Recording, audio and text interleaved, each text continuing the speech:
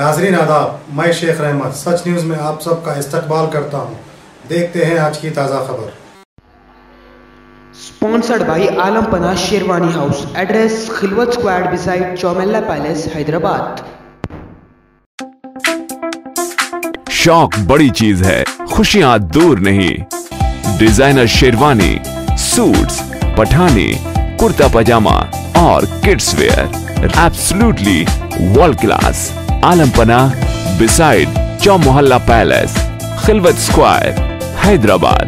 Contact 04024501565। और हालात तो आप देश के देख ही रहे हो। माता माता, रक्षक रक्षक,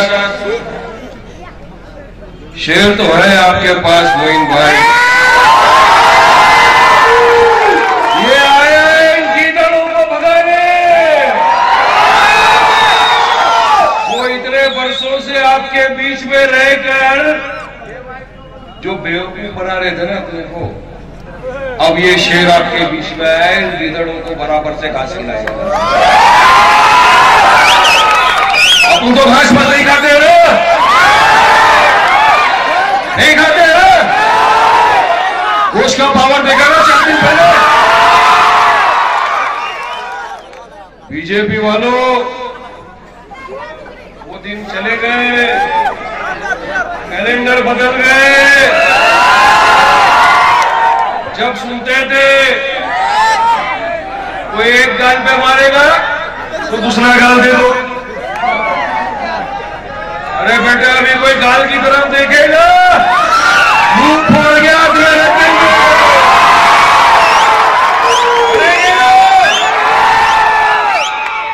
सुनो, साइलेंट हो जाओ,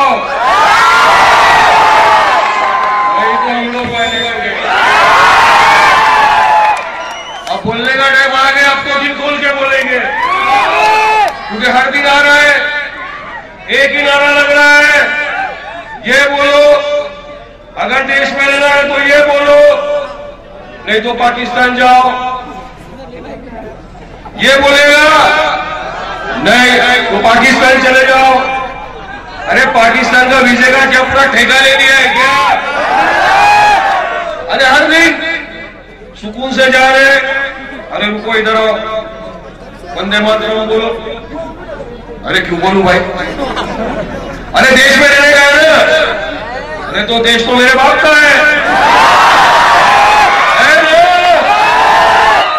अरे हजरत आदम अलैहिस्सलाम सबसे पहले कहा है वो हमारे बाप है, तो देश किसका हुआ? वो देश तो हमारे बाप का है। अरे जिसको जाना है बिना टिकट चलेगा नेपाल। यहाँ तुम्हारे लिए कोई जगह नहीं है, हम लोग संभाल लेंगे। आजादी में भी खून दे देंगे, संभाला है। गर्दन कटा कटा के आजादी दी है, आज भी संभालने की ताकत रखते हैं। लेकिन किसी को ये नहीं बोलना हमारे भाइयों को कि देश में रहना है तो ये बोलना होगा देश छोड़ के चले जाओ। नहीं जाने वाले, यहां ही रहेंगे और बराबर तुम्हारी आंख में आंख डाल के लड़ेंगे मुकाबला। क्योंकि डरने और घबराने का नाम मजलिस से इत्तेहाद मुस्लिमीन नहीं है। जैसा अभी आपके शेर ने कहा ना कि जो मजलिस में आता है उसको पहले समझा दिया जाता है कि यहां आए तो घबराना नहीं, ये जिगर वालों की जमात है जिसके पास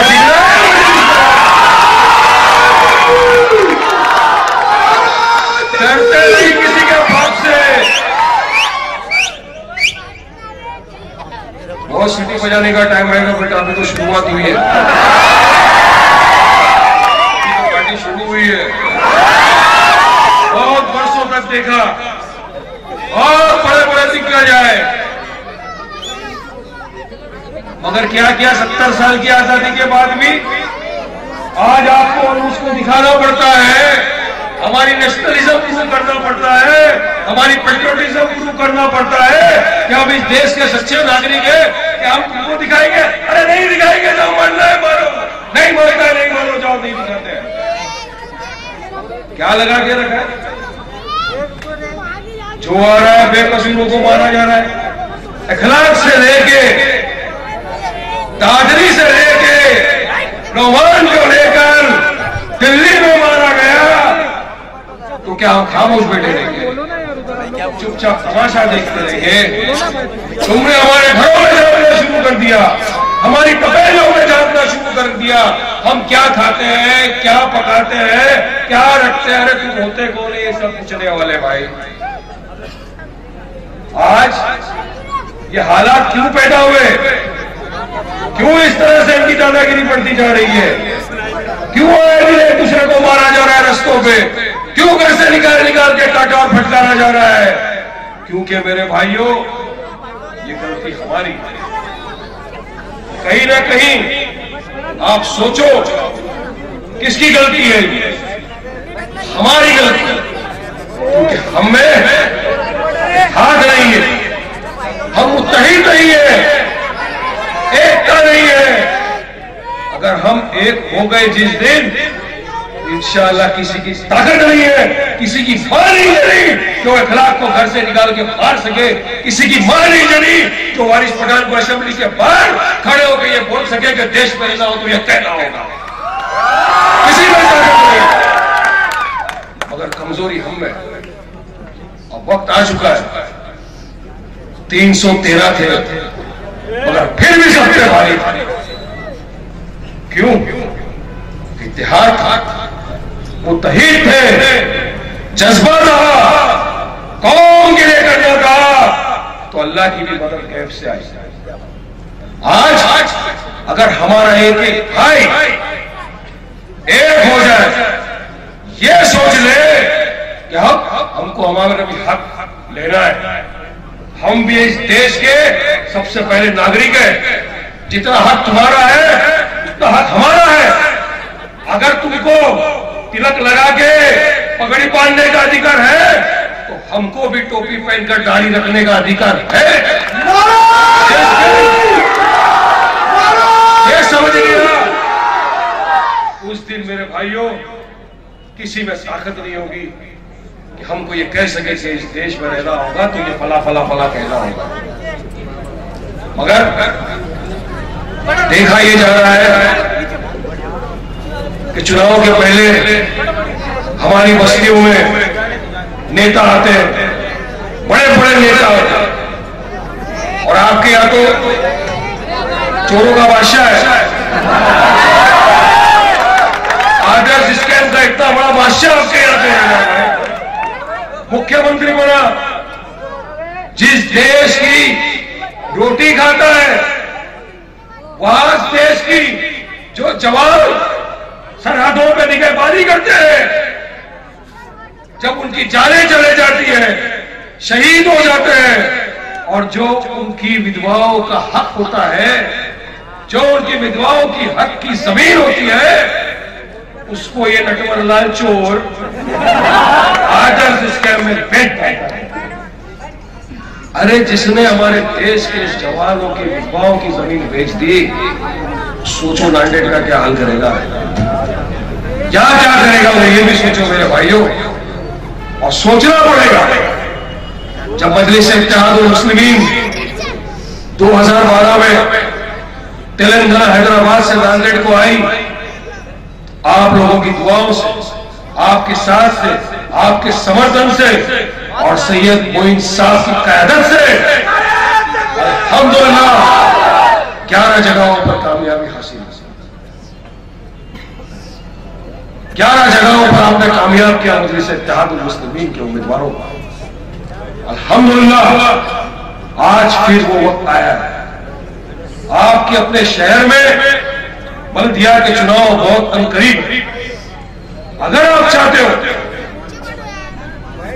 कोई इंसान, कोई शख्स, कोई भगवा ब्रिगेड, कोई विश्व हिंदू परिषद वाला, कोई आरएसएस वाला आपको या आपके बेटे को चैलेंज नहीं करे और ये नहीं कहे कि अगर देश में रहना होगा तो वंदे मातरम कहना होगा, अगर देश में रहना होगा तो ये खाना होगा, अगर देश में रहना होगा तो ये पहनना होगा, तो वो सोच ले, अगर आपके साथ आपकी आवाज है मजलिस इत्तेहादुल मुस्लिमीन की आवाज है, उसका साथ दे दो तो इंशाअल्लाह किसी की ताकत नहीं आपको कुछ बोल सकता।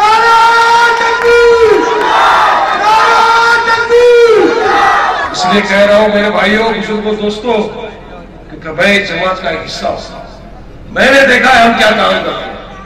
हम सिर्फ ज़बानी जमा खर्चा नहीं करते, ये कर देंगे वो कर देंगे, नहीं। सैयद मोइन साहब ने आपके सामने भी बताया कि कितनी जल्दी मिनरल वाटर के जो प्लांट आपके यहाँ पे लग रहे हैं, ये लगा सकते हैं। ये तो सत्ता में इनका राज था, मगर नहीं किया क्योंकि भाई नियत ही, और जैसी नियत है वैसे बस। मगर मजलिस इत्तेहादुल मुस्लिमीन वो जमात, आपकी जमात जो आपका काम करने में विश्वास रखती है, आपके हक की लड़ाई लड़ने में विश्वास है, आपके हक के लिए दुश्मनों की आंखों में आंखें डाल के बात करती है, ये वो जमात है मेरा भाई।